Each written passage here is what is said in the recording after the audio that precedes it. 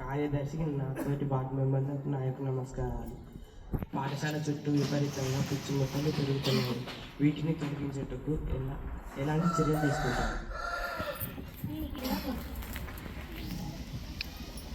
విద్యార్థులు ఆరోగ్యంగా ఉండాలంటే పాఠశాల పరిసరాలు బాగుండాలి. గ్రామ పంచాయతీ వర్కర్లను పంపించి వెంటనే పిచ్చి మొక్కలను తొలగిస్తాము. ఏడో వారి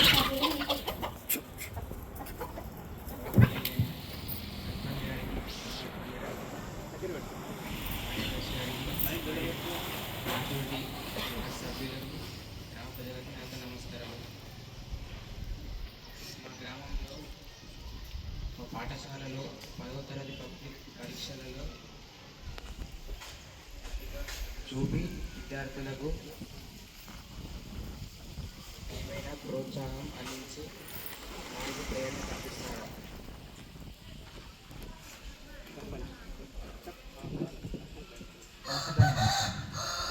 గ్రామ సర్పంచ్ నా వంతు ప్రయత్నం చేస్తాను. 10వ తరగతిలో మంచి మార్కులు తెచ్చుకున్న విద్యార్థులకు నగదు రూపంలో వారికి ఆర్థిక సాయం చేస్తాం. అలాగే వారిని గ్రామంలో గుర్తిస్తాం.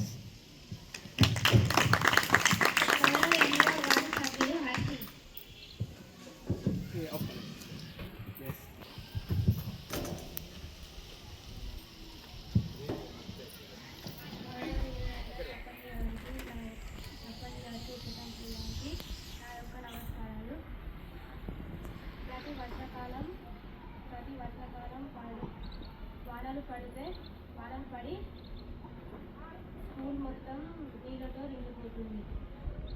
క్లాస్ రూమ్లోకి వెళ్ళడం కష్టమవుతుంది. కార్యదర్శి దీనిపై చర్య తీసుకోవాలని కోరుతున్నాను.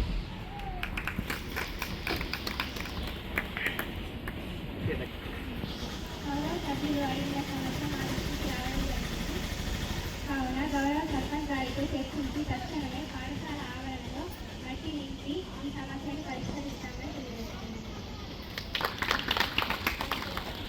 గౌరవ 9వ వార్డు సభ్యులు సౌజన్య. ఒక ప్రశ్న వేస్తున్నాను సర్పంచ్ గారు. రేపటి వైకోలు పాఠశాల ఎలా ఉండబోతుంది?